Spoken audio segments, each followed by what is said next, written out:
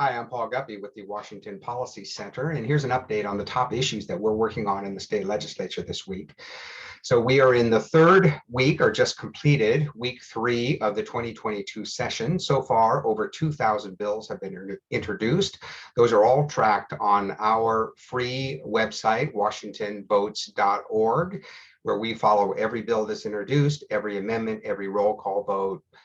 It also shows how to contact your legislator if you want to do that. So that's washingtonvotes.org.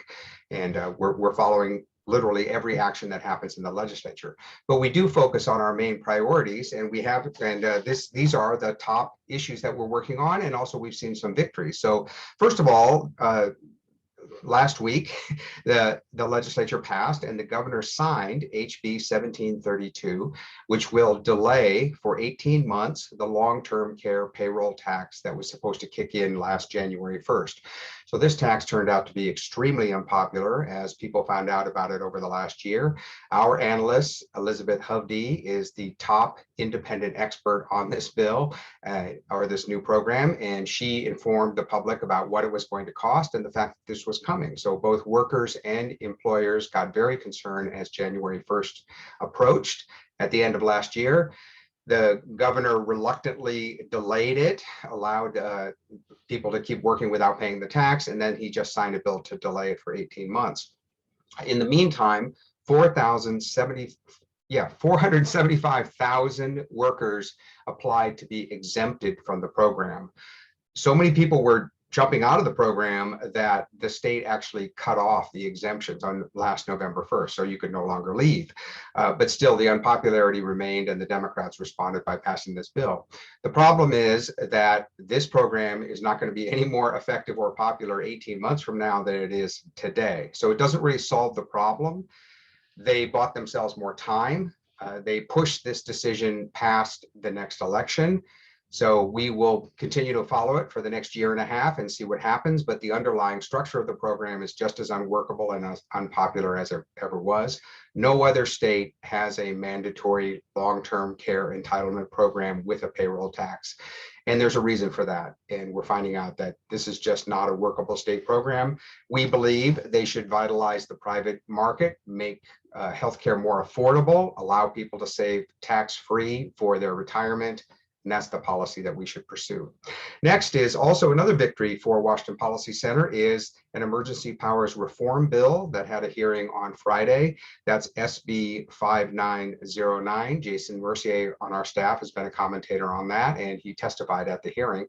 But also that bill, while better than nothing, would put some kind of limitations on the governor's powers. We are at 700 days of emergency rule in our state. This is nowhere near what lawmakers expected this power to be used for when they enacted the emergency powers in 1969. The idea was that there would be a natural disaster, an earthquake, or some public emergency where the governor would have to use emergency powers for some very limited period of time, a month or two.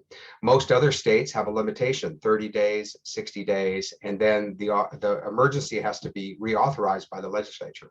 We don't have that. It's completely open-ended. So this bill would put some limitations on that. It still puts the governor in the driver's seat. Legislative leaders would have to pull back the emergency power. There's no automatic cutoff under SB 5909, which is why we are promoting a regular, clean, straight up safeguard for democracy, which would say an emergency could last 30 days and would end unless the legislature extended the governor's power for another 30 days. This is standard in other states. So we're encouraged that this bill has got a hearing. We think that if it went to the governor's office that he would feel under pressure to sign it. We'll see what happens there. Next is a governor request bill, SB 5843, which is causing a lot of controversy, and that is to once again limit the free speech of people in our state. This bill, put forward by the governor, would make it a gross misdemeanor to spread falsehoods, misinformation, or quote, incite violence related to the election process or questioning the outcome of an election. So straight up, there's a First Amendment problem right there. The Supreme Court has made it very clear that even unpopular or controversial speech cannot be restricted. That's unconstitutional.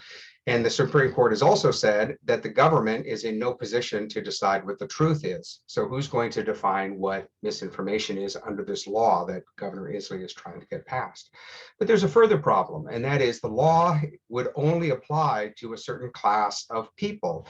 It only applies to elected officials or candidates for office. So immediately there's an inequity about how the law would be imposed. Some people would have more free speech rights than others. So that bill had a hearing on Friday. I testified at it, and our Washington Policy Center analysis was sent to all lawmakers. And our bottom line point was protecting free speech, obviously.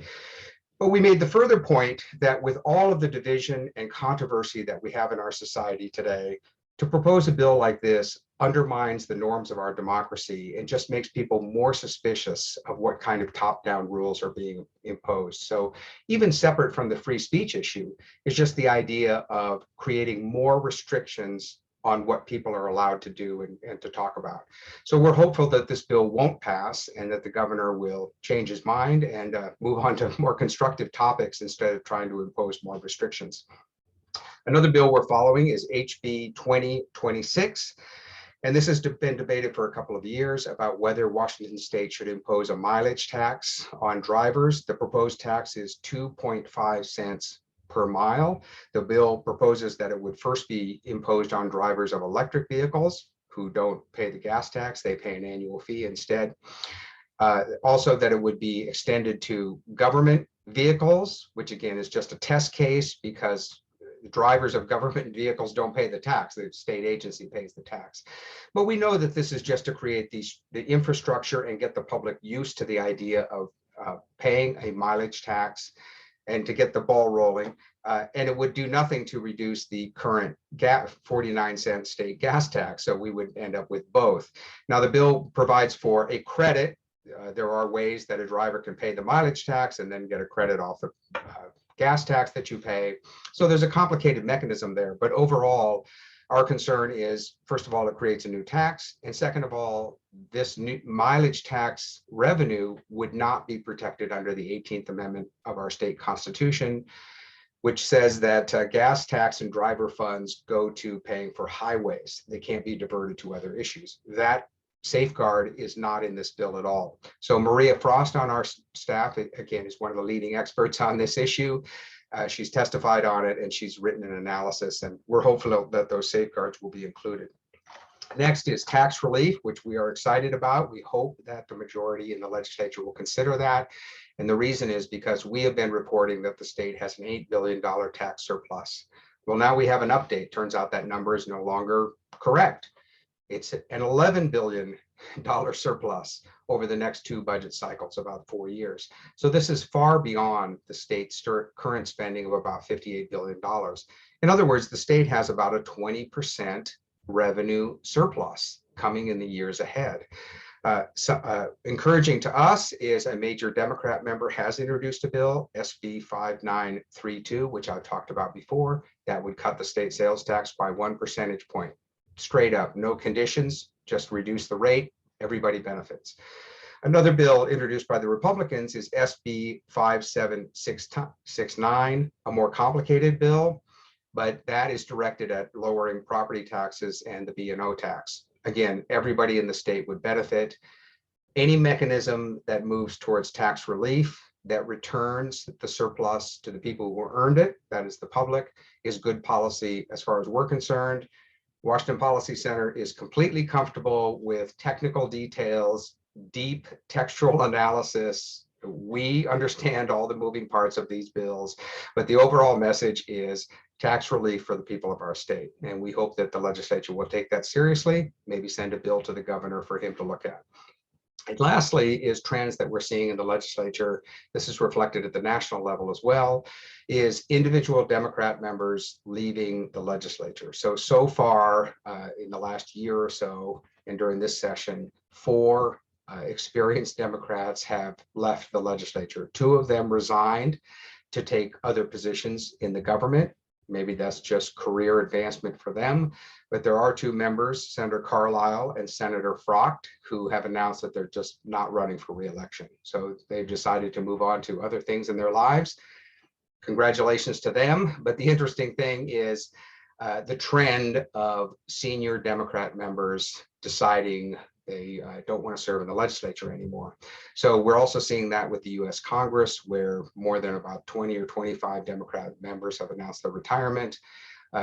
There's a certain amount of natural turnover all the time, so you can't necessarily think that this is a signal in a partisan way, but it does look like Democrats are concerned about the election year coming up, and we'll be following that to see if there's a change in the makeup of the legislature as we get closer to the next election. In the meantime, we will continue to follow major policies, major bills that affect everybody in our state, and as always, we're thankful to our supporters and our members who make our work possible. So thank you very much.